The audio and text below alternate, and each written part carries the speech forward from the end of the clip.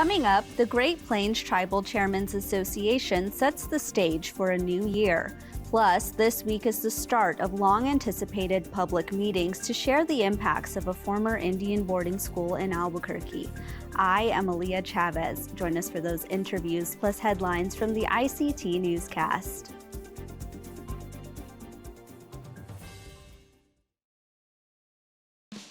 The Walter Cronkite School of Journalism and Mass Communication at Arizona State University is a proud supporter of Indian Country Today. Students at Cronkite News and Gaylord College at the University of Oklahoma cover Indigenous communities together. This important work is distributed by more than 100 news organizations. This collaboration provides a much-needed boost to coverage of Native American communities nationwide. Learn more at cronkitenews.azpbs.org.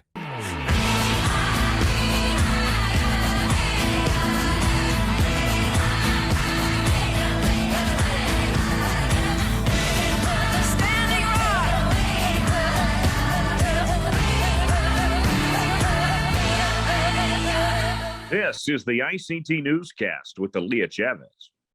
Ku'atsi Hopa. Thank you for joining us. In Canada, the chief of a First Nation in Northern Ontario is calling for a state of emergency. He says the nation is simply worn out dealing with almost 400 citizens who are battling the Omicron variant of COVID-19. APTN's Fraser Needham has the story. Frustration is growing on a Northern Ontario First Nation. The Bearskin Lake First Nation has been dealing with a major COVID-19 outbreak for over a week. They have asked the federal government for a number of supports, including assistance from the military. But community leaders say the government is not stepping up. And Bearskin Lake's chief says people are simply worn out. We're almost at the breaking point. I think people are exhausted, I guess, emotionally and physically. We have about, close to 30 frontline workers here doing everything from grocery shopping, hauling water, wood, and everything that needs to be done in the communities. About half the community's 400 members are infected with the Omicron variant. Indigenous Services Canada has given Bearskin Lake roughly $1.2 million in financial aid since the crisis began. But former Anishinaabe Aski Grand Chief and community member Charles Fox says this doesn't go nearly far enough. It costs $25,000 to send in a charter with 16 personnel. 16 personnel, $25,000.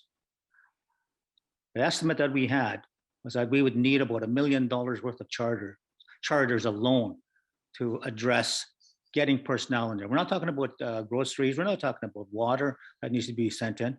We're not talking about all the supplies and materials related to medical. Indigenous Services Minister Patty Haidu says the government is looking into the community's request for 40 military personnel. But if and when these soldiers arrive remains uncertain. In the meantime, Fox has a message for the Prime Minister. Truth and reconciliation. Where is it? The truth is we're in crisis and there's no federal response. Why is there no federal response? Can you please look into your hearts in terms of why you're not responding to our crisis? Bearskin Lake is located about 600 kilometers north of Thunder Bay. Fraser Needham, APTN National News, Ottawa. In Massachusetts, after a win in federal court, the Mashpee Wampanoag are not wasting any time to break ground on a new casino resort. A decision by the Biden administration last month affirmed the tribe's contested tribal lands. Wampanoag Chairman Brian Whedon says that decision gives the Cape Cod-based tribe legal footing to build a casino. However, the chairman says it intends to take a cautious approach to gambling while turning attention to its challenges, including rising cases of homelessness. Non-native residents opposed to the casino are renewing their efforts to block the Wampanoag's project. A 26-year-old Arizona man will spend 8 years in prison for sexually assaulting a woman at a tribal casino. Richard Anthony Hernandez was sentenced last Friday. In addition to his prison sentence, once he's out, he will serve 15 years of supervised release. The crime occurred in September 2018 at a tribal casino near Laughlin, Nevada. The woman was hospitalized with injuries to her head after being punched to the point of passing out. Because the crime occurred on the Fort Mojave Indian Reservation, the case was heard in federal court in the District of Nevada. Through his attorney, Hernandez says he takes responsibility for his actions. The United States Postal Service is honoring a Black and Ojibwe sculpture with a featured stamp. Edmonia Lewis is the first African American and Native American sculptor to earn international recognition. Because of her work challenging social barriers in the mid-19th century, she was selected as the 45th stamp in the Black Heritage Series. The stamp was designed by USPS art director Antonio Alcala and is based off of a photograph taken in Boston by Augustus Marshall between 1864 and 1871. The stamp is set to debut on January 26th at the Smithsonian American Art Museum in Washington, D.C. And those are the headlines for the ICT Newscast. I am Aaliyah Chavez. Coming up, city officials in Albuquerque are inviting the public to share what they know about a former Indian boarding school. But first, will the Black Hills ever be returned to the Great Sioux Nation?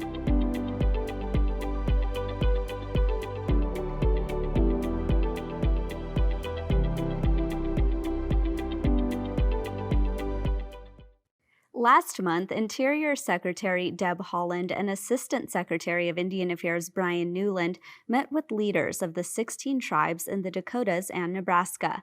Joining us to talk about this historic meeting is A. Gay Kingman. She is the Executive Director of the Great Plains Tribal Chairmen's Association. A citizen of the Cheyenne River Sioux tribe, Kingman has led the organization since 2000. Prior to that, she directed public relations for the National Indian Gaming Association. Welcome to the Newscast, Gay. Thank you. Thank you. As we start this new year, what are some of the issues that these tribes face? Well, to tell you a story, a short story, when Secretary Haaland was here, one of the chairmen, Peter Linkick from Crow Creek, read a letter from 35 years ago, a testimony that his mother had given when she was in on tribal council. And lo and behold, a lot of those same issues that the tribes faced 35 years ago, we're still facing today. And so the tribe asked Secretary Holland if she would fix these issues. And so we hope that will happen. In summary, what are some of the topics of these issues? Great Plains tribes are all large tribes, large, vast trust land. And so there's things that go with that don't go, with some of the smaller tribes, which is the smaller tribes are in the majority. So we have isolation factors. We have distance. We have hundreds of miles of roads to fix. So that's infrastructure. We might have one hospital for huge, vast lands and population, which is difficult to get to. And so health matters are very big for us. And then the other infrastructure things like sanitation, water, getting water piped out to all of these communities way out in the reservation. And there's a lot of these things that we've been trying to fix for years. And we hope that in the new infrastructure bill that is in Congress right now, that it will pass and there'll be some funding to get these things fixed. What about other issues like education? Education is very big because here again, you think of our isolation factors. I applaud our ancestors because they developed our tribal schools, our own tribal schools out in the communities that are isolated. And these tribal schools don't have all of the proper avenues to provide good education. A lot of them are Bureau of Indian Education schools, and we're constantly talking to the Bureau of Indian Education saying, we need more funds. We need more funds to get staff out there, staff housing. We need broadband out there. We need, the students need, somebody needs transportation. It's just, there's a lot of things associated with it. They're not properly staffed. I know for years on the Cheyenne River Reservation, they didn't even have a math teacher. And you have to have a math teacher in the schools, And so the Bureau of Indian Education has to staff these schools adequately. At the same time, they have to fund them adequately because most of the time the teachers are donating a lot of things, and it shouldn't be that way. Yeah. And one of the other conversations that we've been hearing from tribal leaders all across the country has been this issue of dealing with climate change and recurring issues of, extreme weather. Is that something that you all are facing as well? Yes, all the time. And in extreme weather on our large reservations, will destroy the roads, where our school children the buses go on, or where the law enforcement vehicles go on. And so you're constantly having then to fix the buses and the vehicles if they can get through. And then because we've got floods in the spring, and we've got, blizzards. We're in the north, of course, and so the winters are real bad. And so climate plays a big part in our needs on the reservation. Mhm. And I know our chairman would say we need funding for roads, but also culverts and the things that go with the roads, because the formula is bad, and our tribes do not get the proper funding to fix these highways and the roads that go out the inlands on the reservation. I want to circle back to your earlier point, which is this meeting that happened with Secretary Deb Holland. You mentioned that, actually, ICT mentioned in our reporting on our website that one of the chairmen actually brought up the discussion of returning the Black Hills. Can you tell us more about that? Yes, that's always on our minds. Our sacred Black Hills, was taken unjustly from the tribes when gold was discovered, and greed took over, and they took our land, although it was in our treaty. It's still our land. The funding was awarded to the Sioux tribes, but they have refused it. We want the land. And so if there's any way that we could work with Secretary Holland or Congress, to work out some agreements where we could get the land returned. In the Bradley bill that was introduced several years ago, that pretty well had agreement from a lot of the tribes. The land would be returned to the Sioux tribes that was not occupied by anyone else, it would be. And so that's one of the things that we're always hopeful for. And it's always on our mind, because the Black Hills to the Sioux tribes is very sacred. And the tribes are buying up some of the land, but they don't have the wherewithal to buy it all, so we need to work with Congress and the Interior Secretary to try to get that land back. And what was the response of Secretary Holland in these requests? Did it feel like she was receptive? How would you sort of characterize what her response was? She said, and it gave us hope that she heard us and she would try to do all that she could, all in her power to work with us to try to, fix some of these things that we brought to her attention. And I believe her. I really do. I know she will try, and she knows all of the trails, I guess, in the interior, to get it done or with Congress, and because and we will continue working with her to try to help to see what we can do to fix these things in the Great Plains. And after the meeting, would you say sort of the tone from the chairman and the chairwoman, there is some females, of course, would you say that the tone was generally hopeful, or how would you describe, I guess, sort of the feeling after the meeting? I think it was extremely hopeful, but we're going to continue our dialogue with her and her office, her staff, the assistant secretary Nguyen and the deputy Wizipa, and so we can continue to work on these things. We're not going to let them go, and so it was hopeful, and we also have a lot of respect for her, and we know that she will try if it's in her power to do it. She also promised that she would come back out. Now, we only had 2 hours with her, so we could not show her anything like, the reservations or where we run our buffalo and where our schools are, we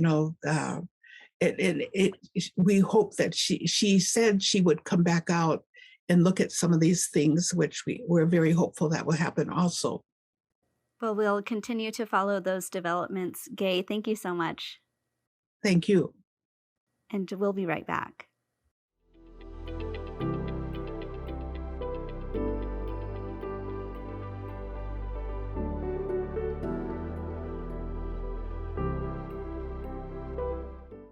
The U.S. Department of Interior will release the findings of its federal boarding school investigation this spring, but already reporters across the country are taking a look at how government-run boarding schools affected their own neighborhoods. Sean Griswold is a reporter at Source, New Mexico, and has been covering this topic in Albuquerque. Hi, Sean. Welcome back to our newscast. Hello, thanks for having me. So I understand this is a pivotal week for people who live in Albuquerque. Yes, so Albuquerque is going to be looking into its own history with the federal boarding school. The Albuquerque Indian School operated in the city for 100 years, opening in 1880 and closing down in 1980. It made the news recently over the course of last summer when people began to understand the history of a cemetery burial site that was for students from the earliest periods of the Indian School. City Park was built over that gravesite.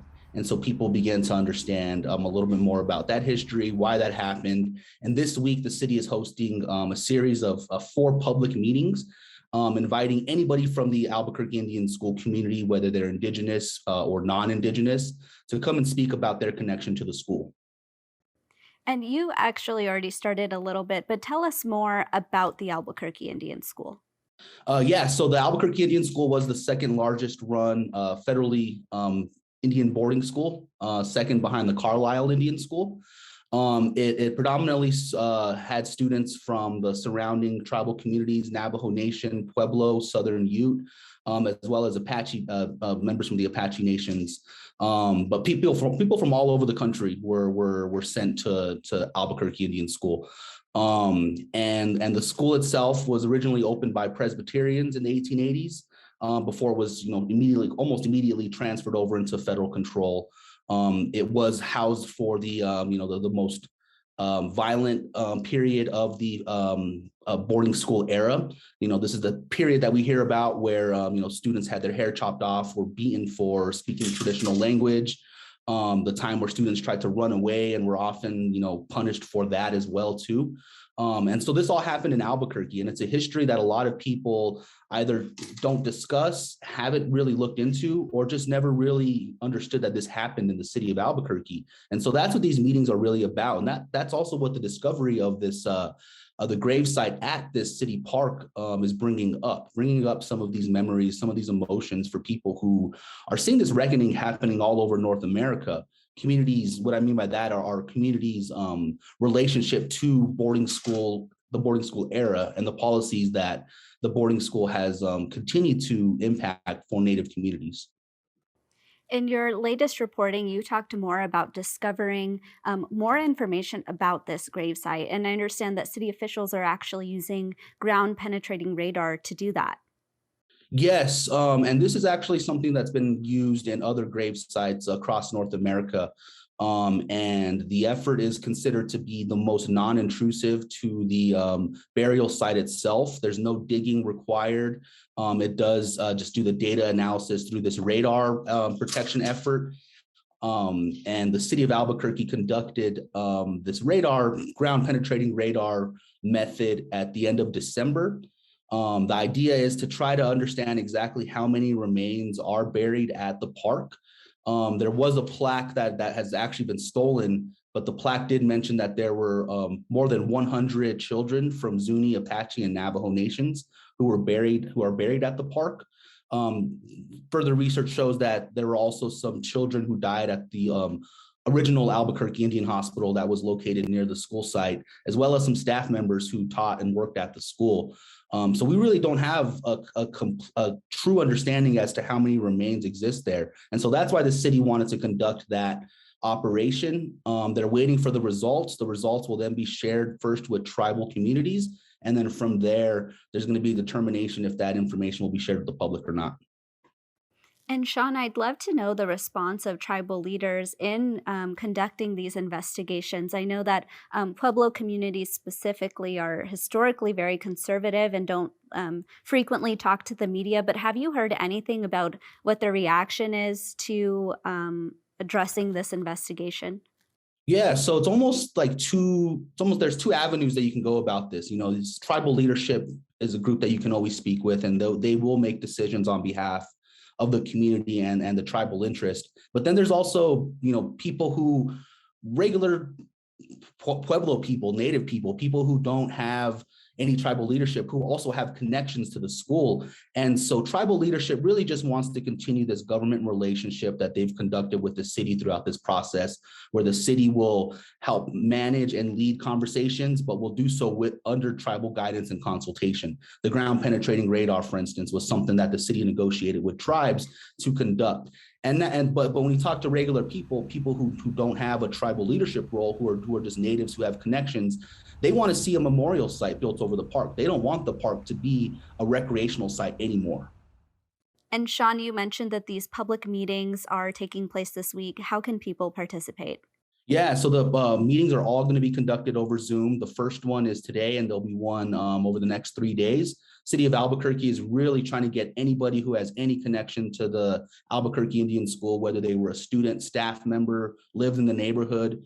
And if they're not in Albuquerque, people from out of the state, out of the city, are starting to reach out to the city of Albuquerque, sharing their own experiences. And so really anybody across the country, across the world can participate. Well, Sean Griswold, we'll check in with you again on this federal Indian boarding school in Albuquerque. Thank you. You're very welcome. Thank you.